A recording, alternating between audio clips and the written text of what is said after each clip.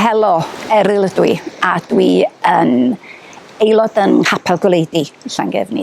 Gan hanes i ydy, mi oeddwn ni yn mynd i'r capel o'r amser o'n i yn ferch fach iawn, ac mi dyfus i fyny yn gwybod bod gynna i berthynas efo Duw.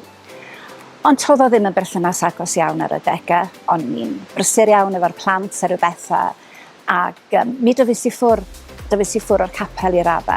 Ac mi o'n i yn teimlo ar goll, o'n i dal i gredu yn Nuw, ond o'n i'n teimlo'n hollol ar goll.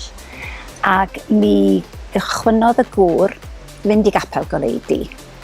Ac ar ôl dipyn go lew amser, mi es i hefo arwal.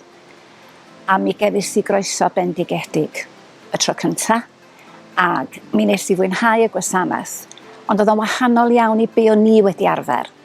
Mewn capel, do'n i'n di arfer efo'r canu, hefo'r gweddio ac yn y blaen. A mae rhai mi gyddadde, es i'm yn ôl am rhywbeth efnos dair. Ond un bore dy Sul, cerdded efo'r cwn yn y fforest, a mi glywys i, deimlis i lais yn deitha fi, elli di fynd wan, elli di fynd. A mi es i'r bore hwnnw, ac mi oedd y croeso yn bendigedig, twym galon, es i'n erbyn am y person ydw i. A peth gorau dwi wedi gwneud erioed. Ac os dwi'n gallu deud, mi o'n i ar goll, ond dwi rwan di ffeindio anghartre. Anghartre ysbrydol i ydi Capel Goleudy. Ac mae o'n meddwl y byd i mi, a mae o wedi newid y mywyd i.